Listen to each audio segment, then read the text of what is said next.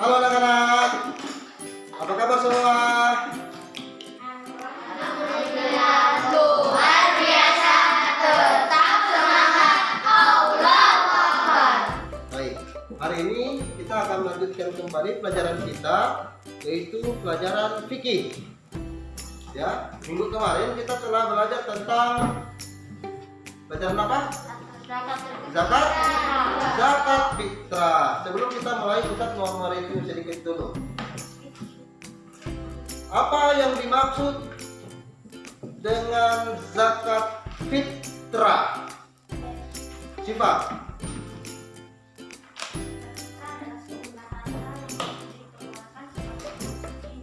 Oke, zakat fitrah adalah sejumlah harta yang dikeluarkan sebagai pembersih jiwa.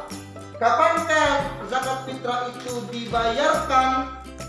Fatir, bayar zakat fitrah itu kapan?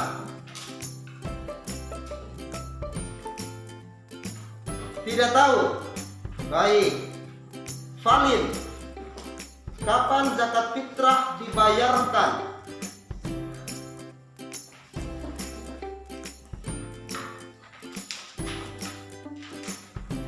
Tidak tahu. Baik. Siapa yang bisa angkat tangan? Oh, Sifat. Setiap tahun sekali. Putra.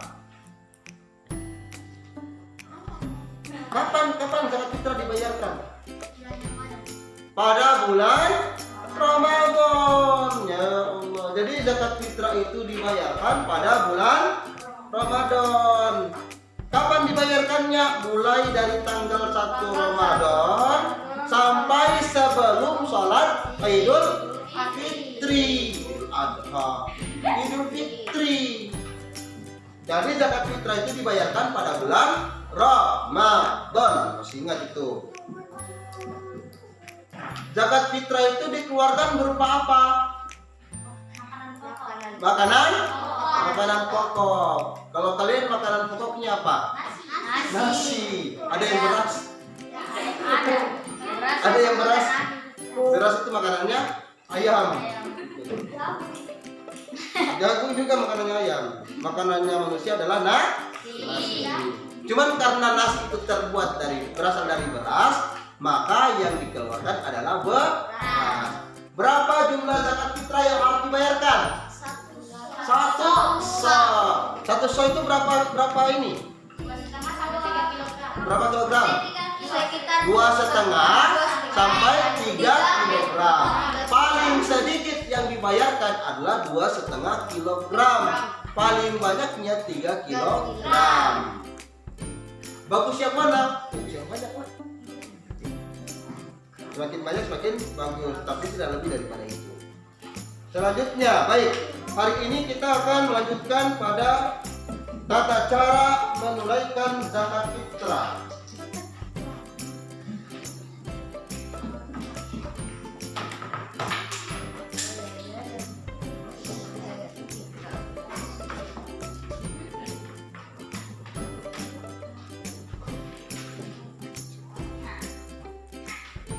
Tata cara menunaikan zakat fitrah. Baik, yang pertama adalah memilih makanan pokok yang baik.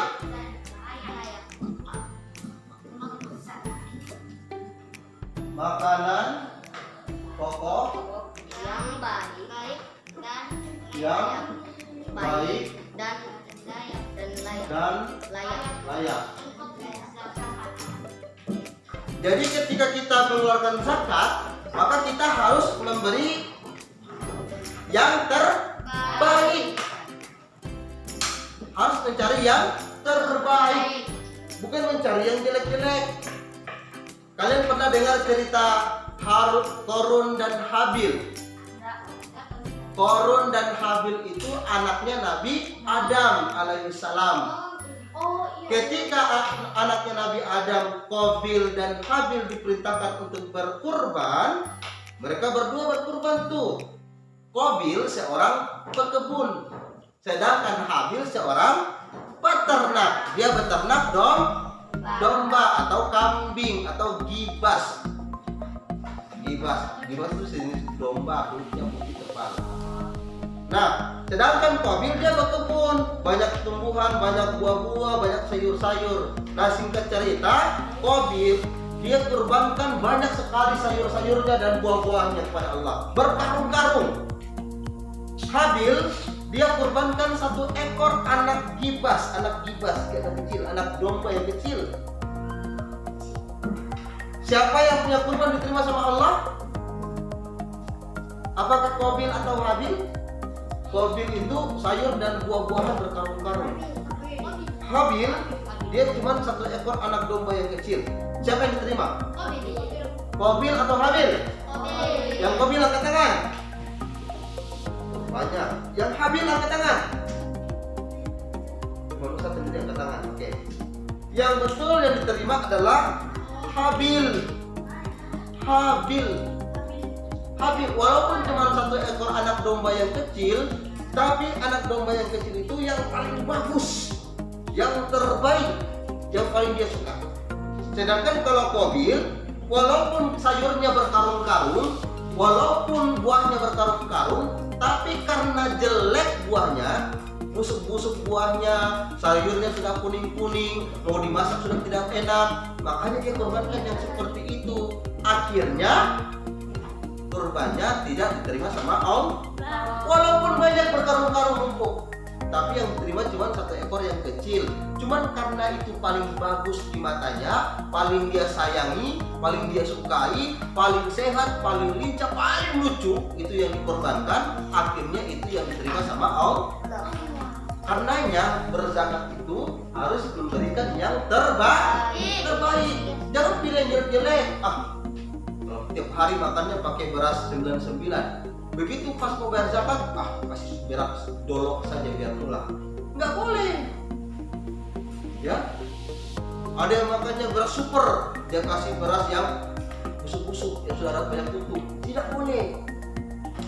Walaupun kita setiap hari makannya beras dolok, tapi pada saat kita mau berzakat fitrah, itu bisa kasih beras yang sesuai beras dolok atau yang lebih baik lagi.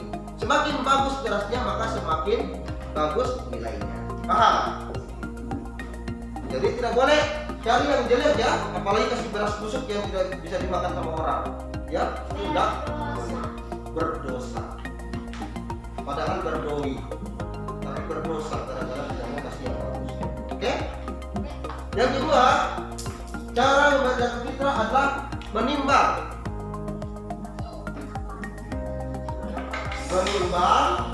Atau menakar sesuai ketentuan.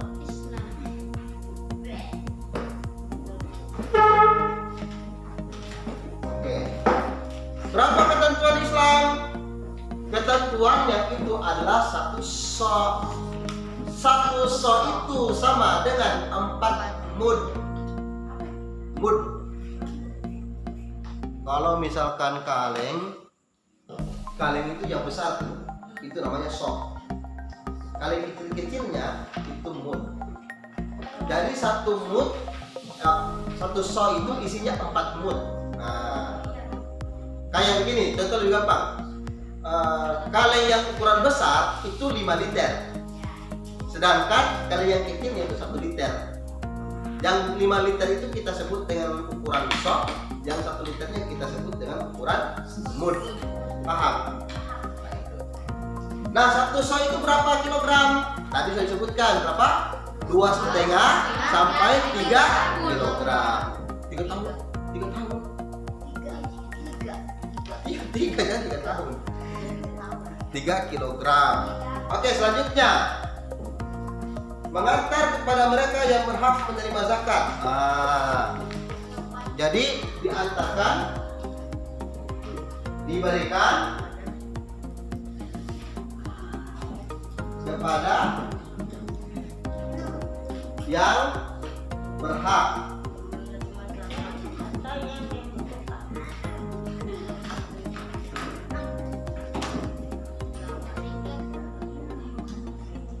Diberikan kepada yang berhak menerima zakat.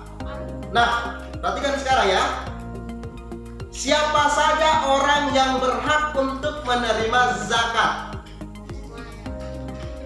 Ada berapa orang yang berhak untuk menerima zakat? Persiapan harusnya sudah itu. Ada berapa orang? Ada berapa? Ada berapa golongan yang berhak untuk menerima zakat? Ada 8 golongan yang berhak untuk menerima zakat. Apa saja? 1. Ada 8 golongan yang berhak menerima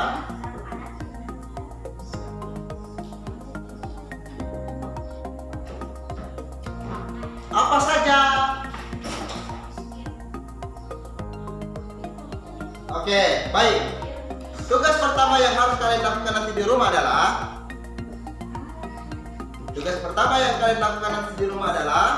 kalian mencari 8 golongan yang berhak menerima zakat. Oke? Cari. Setelah kalian temukan orang-orangnya, kalian jelaskan apa maksudnya. Misalkan, contoh ya.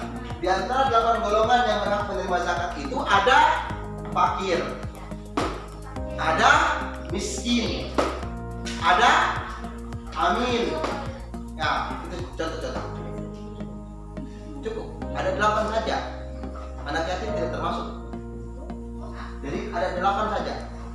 Fakir, miskin, amin.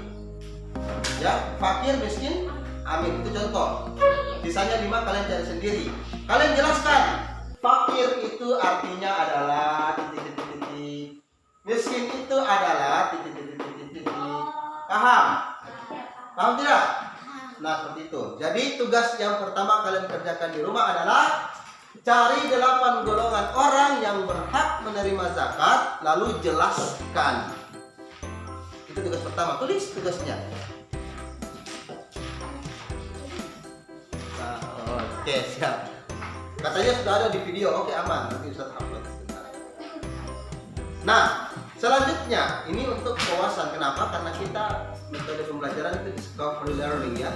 Artinya kalian itu mencari wawasan, explore. Apa? Ada 8 golongan yang berhak menerima zakat. Nah, tuliskan dan jelaskan siapa saja. Oke. Selanjutnya kita lanjut dulu pada pelajaran ini. Hikmah. Mana hikmah? Hikmah di mana? Oh, di B ya. Sudah kamu dulu ya.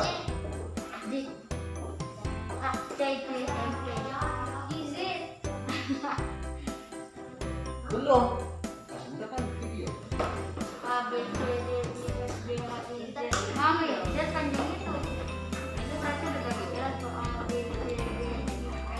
Kalian dengar?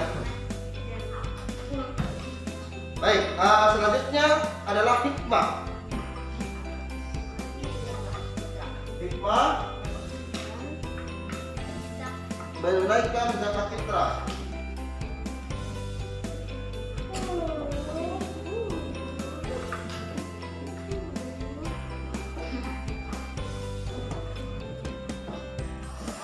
Baik.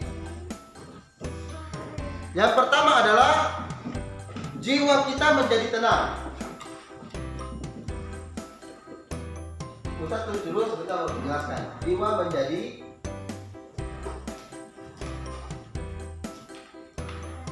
tenang. 2. Ikut merasakan kepedihan.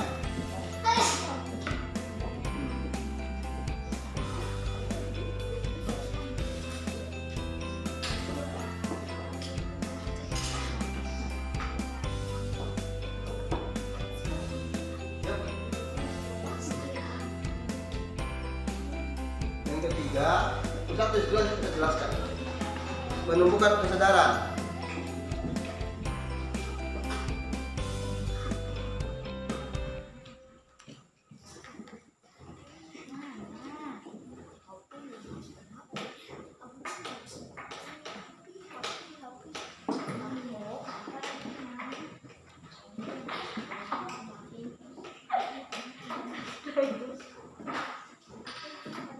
Baik.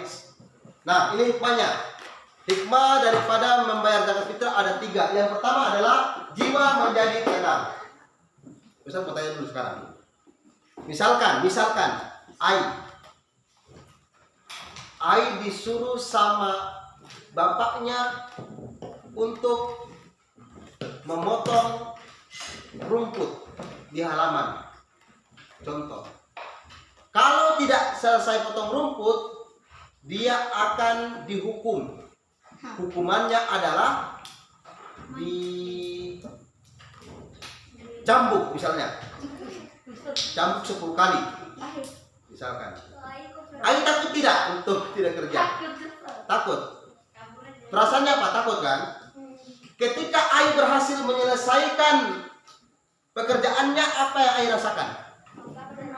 Apa? Tenang, karena tidak dipukul sama bapaknya. Gitu kan?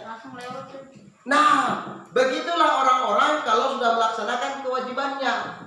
Ai memotong rumput itu adalah kewajiban yang diberikan oleh orang tuanya. Namanya kewajiban, kalau tidak dilaksanakan tentu akan mendapatkan hukuman. Karena Ai telah selesai melaksanakan kewajibannya, maka hatinya merasa kalau dia tidak selesai, apa yang dia rasakan? Panik gak? Panik lah, masa enggak? Iyalah, 10 kali cambukan ini tuh, kalau tidak selesai pasti panik ya. Masih misalkan batas waktunya sampai jam 3. Sudah jam 3 kurang 2 menit belum selesai, panik itu. Ya kan? Pasti panik. Nah, maka orang yang membayar zakat sebagai kewajibannya, tentu dia akan merasa tenang, tidak ketakutan. Paham? Itu hikmahnya. Kalau sudah selesai bayar zakat, pasti merasa tenang. Ya Ainun? Ya tidak? Yang pertama, hikmah membayar zakat adalah jiwa terasa tenang. Apa? Jiwa terasa tenang. Coba bertanya. Apa hikmah daripada membayar zakat? 1. Jiwa kita menjadi tenang. Bukan tenang di alam sana. Kalau tenang di alam sana lain cerita ya. Oke. Yang kedua, ikut merasakan penderitaan orang lain, kesulitan orang lain. Kita ikut merasakan. Jadi, kasihan ya orang itu susah, kasihannya orang itu tidak makan, kasihannya orang itu kelaparan, tumbuh rasa kasihan. Nah, setelah tumbuh rasa kasihan itu, maka ada keinginan untuk membantu. Jadi setelah rasa iba, rasa sayang, rasa kasihan, maka muncul keinginan untuk membantu. Dan kalau ini dilakukan terus-menerus, maka kita akan jadi terbiasa untuk membantu orang yang susah. Bukan bikin susah orang yang kesulitan. Ini keseringan nih, karena sudah kebiasaan ini zaman modern, terlalu sering dengan HP, terlalu sering dengan selfie. Ada orang jatuh tabrakan depan mata, bukan ditolong, diginin. Kasihan ya, dia jatuh ketabrak. Ada nggak begitu? Tidak. Ada yang jatuh. Ya Allah, kejadiannya ada di depan kantor bupati, luka parah, telinganya robek, putus. Nggak dibantu, bikin aja gini. Bantu doa ya, amin. Tapi nggak dibantu. Tolong bantu ya, bantu like and share postingan ini, bantu dengan amin, doa aja ya, mudah-mudahan kakek ini baik-baik saja. Gimana baik-baik saja kalau nggak dibantu? Ya tidak. Ini kebiasaan.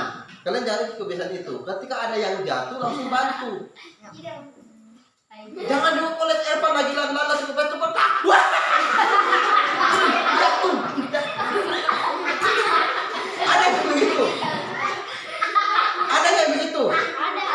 Banyak. Kepada dulu cepat. Ini namanya jiwa kepeduliannya masih belum tumbuh. Jadi untuk membantu jiwa kepedulian itu tumbuh, maka untuk membantu jiwa kepedulian itu tumbuh, Allah perintahkan kita untuk membayar zakat, infak, dan sedekah supaya kita menjadi kasihan kalau ada orang susah, kasihan ada orang kelaparan. Jangan sampai ketika muncul jalan-jalan ke Jakarta baru lihat begini ada orang kelaparan situ sambil mati jalanan. Kasihan dia kelaparan. Itu tidak boleh. Dibantu. Punya uang sedikit disisihkan. Ada yang rumahnya kebakaran, bantu. Ada yang kena gempa bumi rumahnya hancur, bantu. Ya. Jangan diajak selfie. Ya. Bantu kuburin. Kalau sudah mati. Ya Pak? Kalau sudah mati bantu kuburin, bantu doakan. Itu namanya bantu. Oke? Jadi tumbuhkan rasa kasihan, rasa peduli terhadap orang yang sedang kesusahan. Itu adalah hikmah daripada perintah zakat yang Allah berikan kepada kita. Baik anak-anak, demikianlah pertemuan kita pada hari ini. Kita ingatkan untuk kalian kerjakan tugas kalian yang tadi. Ingat tugasnya? Nah, baik, nanti kalian kerjakan tugas kalian. Ya, insya Allah. Jadi silakan kalian buat catatan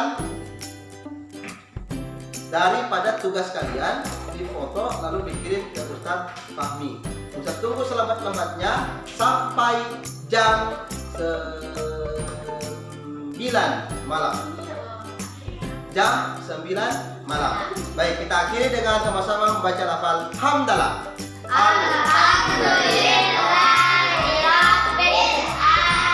Assalamualaikum warahmatullahi wabarakatuh. Waalaikumsalam.